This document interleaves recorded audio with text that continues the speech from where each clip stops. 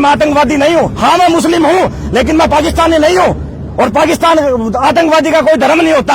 और मैं इतनी हिम्मत रखती हूँ कि किसी भी आतंकवादी किसी धर्म से हो किसी जात से हो उसके सर पे पैर रखे उसकी टांग फाड़ने की हिम्मत रखती हूँ। अगर बीजेपी उसके ऊपर कोई कार्रवाई नहीं करती है तो हम उसके घर में गोली मारने का काम करेंगे। और हरियाणा की तरफ अगर कभी वो मंत्री आ भी गया ना तो उसके चिथड़े चिथड़े उड़ाने का काम भी करेंगे। और यहाँ पे बीजेपी के ऑफिस में बाहर आने का हमारा यही कारण था कि आप जाग जाओ। और अंधभक्तों से भी मैं पूछना चाहूंगा जो हम जब कोई सवाल करते हैं हमें गालियां देते हैं, अब उस मंत्री के खिलाफ कोई क्यों नहीं बोल रहे? अभी दल लोग क्यों नहीं बोल रहे? तुम आपके जो बीजेपी में जो गद्दार मंत्री एमएलए बने बैठे हैं ना इनके ऊपर आप पहले कार्रवाई कीजिए और फिर देश की सेना के सम्मान में यात्रा निकालिए। किसी सैनिक के परिवार को आपने लिया सेना तिरंगा यात्रा में, खुद ही अपने मतलब वोट के क्रेडिट लेने के लिए, खुद ही सेना का क्रेडिट लेने के लिए देश भर में फिर रहे हो।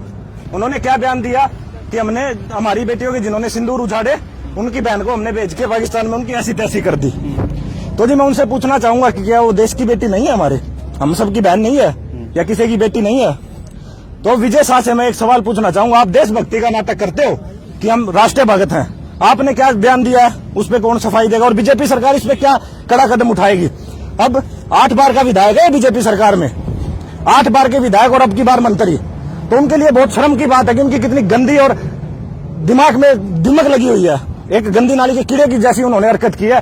अब मैं उनसे पूछना चाहूंगा कि आप 8 बार के विधायक तो हैं लेकिन आपने जो सवाल और जवाब जनता के बीच में जाके पब्लिक की मीटिंग में जाके जो जवाब, आप दंगे भड़काना चाहते थे क्या या पाकिस्तान के एजेंडे को आगे बढ़ाना चाहते थे? क्या कहा था? उन्होंने कहा था विजय शाह जी ने कि कर्नल सोफिया जी जो मुस्लिम है, हमने जिन्होंने हमारे बहनों के सुहाग उजाड़े थे, सिंदूर उजाड़े थे, उन्हीं की बहन को भेजकर पाकिस्तान की ऐसी तैसी कर दी। क्या वो मुस्लिम है? उन्होंने इसलिए ऐसा कहा। और ये राष्ट्रभक्ति भक्ति का नाटक करते क्या आप ही सिर्फ देशभक्त हो क्या? पूछ रहा आपसे भारत की जनता, क्या आप ही देशभक्त हो क्या? ने संज्ञान ले लिया मात्र 4 घंटे में एफआईआर दर्ज करने के। कहाँ संज्ञान ले लिया जी? कहाँ संज्ञान ले लिया? अभी तक कोई एफआईआर नहीं हुई, आदेश हुए हैं, कोर्ट जाग चुकी है, लेकिन मोदी जी क्यों नहीं जागे? अपनी स्थिति स्पष्ट करें इस चीज पे कि आप चाहते क्या है? क्या आप अपने गद्दारों के खिलाफ कार्रवाई करेंगे? अगर आप गद्दारों के खिलाफ कार्रवाई नहीं कर रहे तो हम आपसे कहना चाहते हैं कि जो तिरंगा लेकर आप देश भर में यात्रा निकाल देना इसको रोक दीजिए। और एक और चीज पे ऊपर ध्यान आपका आकर्षित करना चाहूंगा, उन्होंने क्या, अगर मंत्री एमएलए बनने के बाद आपको शूरवीर बन गए क्या? 1999 में सोफिया जी ने आर्मी ज्वाइन की थी, इनके दादाजी फौज में थे और इनके पिताजी 1971 के युद्ध में थे। 2001 में इनको सम्मानित किया गया था पुरस्कार से। नहीं माफी देखा आपने? माफी मांगने का ढंग क्या ढंग था उनका? हंसते हुए उन्होंने माफी मांगी और क्या कहा? मैंने जोश में कह दिया। जोश में आप होश खो बैठे और आपने सच्चाई कह दी। जो आपके मन में गंदी चीज मैल भरा हुआ ना हमारे देश के मुसलमानों के लिए, हम सबके भाई बहन है मुसलमान। और सोफिया जी ने एक बात कही थी, हाँ मैं मुस्लिम हूँ लेकिन मैं आतंकवादी नहीं हूँ। हाँ मैं मुस्लिम हूँ लेकिन मैं पाकिस्तानी नहीं हूँ। और पाकिस्तान आतंकवादी का कोई धर्म नहीं होता। और मैं इतनी हिम्मत रखती हूँ कि किसी भी आतंकवादी किसी धर्म से हो किसी जात से हो उसके सर पे, मैं यही तो बात कह रहा हूँ ना कि आपके जो बीजेपी में जो गद्दार मंत्री एमएलए बने बैठे हैं ना इनके ऊपर आप पहले कार्रवाई कीजिए और फिर देश की सेना के सम्मान में यात्रा निकालिए। किसी सैनिक उस मंत्री के ऊपर पहले 3 बारी कानूनी कार्रवाई हो चुकी है। 2013 में जब वर्तमान वहां के मुख्यमंत्री थे शिवराज सिंह चौहान, उनकी पत्नी पर उन्होंने अभद्र टिप्पणी की, उसके बाद उन्होंने पद त्यागना पड़ा मंत्री पद का। 2023 में उन्होंने विद्या बालन जी के ऊपर टिप्पणी की कि उसको 1 रात के लिए मेरे पास भेज दिया जाए। उसके बाद उन्होंने अभिनेत्री की शूटिंग रुकवा दी। 2022 में उन्होंने राहुल गांधी के ऊपर टिप्पणी की कि ये शादी नहीं करवा रहा, 50-55 साल का हो चुका है, क्या बात इसमें कोई कमी है क्या, नपुंसक है क्या?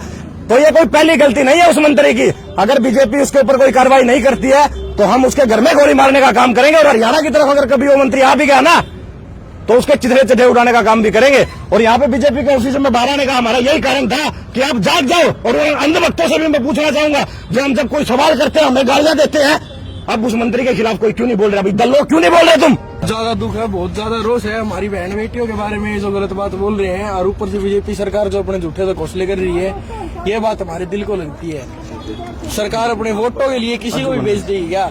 वो बहन है जिसने रक्षा करी है, जिसने पूरा ऑपरेशन सिंदूर कराया है, उसको जाए कह रहे हो पाकिस्तान की बहन है, मुसलमान है, वो आतंकवादी है क्या वो जो ये काम करेगी? सबसे पहले तो मैं ये कहना चाहूंगा हमारे देश के जो राज्य मध्य प्रदेश के जो मंत्री विजय शाह है उन्होंने हमारी बहन कर्नल सोफिया कुरैशी के खिलाफ जो 5 टिप्पणियां की है उसके खिलाफ या तो उन्हें देशद्रोह का मुकदमा दर्ज कर देना चाहिए या फिर उन्हें पद से इस्तीफा देना चाहिए। ये कोई मतलब नहीं होता किसी के भाण बेटे के बारे में बोलने का, किसी ने किसको नहीं दे रहा। संविधान किसी को हक नहीं देता कि हम किसी के निजी मामले के अंदर बोले। ये देश विदेश के अंदर जो भी हम कर रहे हैं, जातिवादी की बात कर रहे हैं, ये कब का हमने खत्म कर चुका है। लेकिन फिर भी वोटों के कारण सब हिंदू हैं। और अब जब ये मामला हो रहा है यहाँ के अंदर, तो वे कह रहे हैं कि वो पाकिस्तानी है, वहां जाके उन्होंने हमला करवा दिया। ये कोई बोलने का उनका लहजा नहीं होता कि हम उनके भान बैठिए। उनकी जो दिमाग में उपज थी ना, जो हिंदू मुसलमान के खिलाफ है, बीजेपी एक प्रोपगेंडा चला के देश को बिठाने का काम कर रही है, देश में दंगे करवाने का काम कर रही है। ये मानसिकता उस व्यक्ति ने दिखाई है, उस गंदी नाली के कीड़े ने दिखाई है। और एक चीज की तरफ और ध्यान आकर्षित करवाना चाहूंगा, उषा ठाकुर जी, किसी ने उस वीडियो में ध्यान नहीं दिया होगा, वहां पे विधायिका बैठी थी, एक कैसे बत्ती सी दिखा रही थी जब वो बेइज्जती कर रहा था एक देश की सेना के जवान की, एक महिला की, एक बेटी की। जब एक हाथ हिला रही थी, हंस रही थी, फटाके लगा रही थी।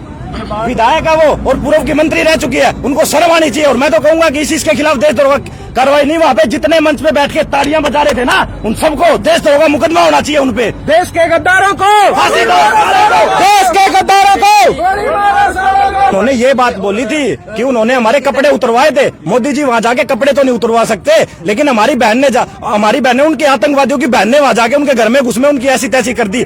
ये कहना क्या चाहते हैं, देश को मैसेज क्या देना चाहते हैं? जब एक देश एकजुट था, हिंदू मुसलमान एक था, मोदी जी के साथ था, सेना के साथ था, और ये देश के गद्दार, बीजेपी के मंत्री गद्दार ये ऐसे बयानबाजी कर रहे हैं, इनको गोली मार देनी चाहिए। मोदी जी आप स्थिति स्पष्ट कीजिए। 4 घंटे कल सुबह हाईकोर्ट ने आदेश दिया था कि उस पर कार्रवाई होनी चाहिए, अभी तक कार्रवाई क्यों नहीं हुई? आप उस दल्ले को क्यों बचाने की कोशिश कर रहे हैं और ढोंग आप कर रहे हैं यात्रा निकालने का? कल आ रही है हिसार में, आजाद नगर से शुरू होगी, और यहाँ पे हमारे जो राज्यसभा सांसद है किरण चौधरी जी, वो भी एक महिला है। मैं तो उनको भी आपके माध्यम से कहना चाहूंगा कि पहले आप उस गद्दार को सलाखों के पीछे भेजना और तब आके हिसार में तिरंगा यात्रा निकालना।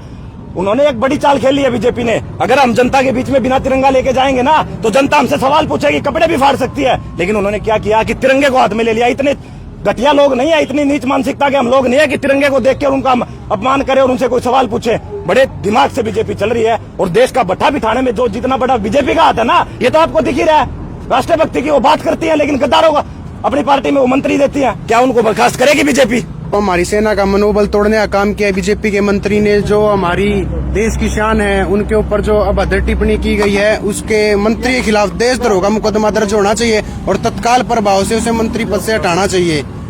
जो इतनी अभद्र टिप्पणी हमारी सेना का मनोबल तोड़ने का काम कर रहे हैं, वो देश नहीं सहेगा।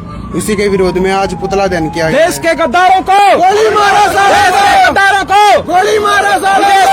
अगर उनकी बेटी के बारे में ऐसा बोले तो उनको कैसा लगेगा? हमारी बेटियां भी उनकी बेटी के बराबर ही है।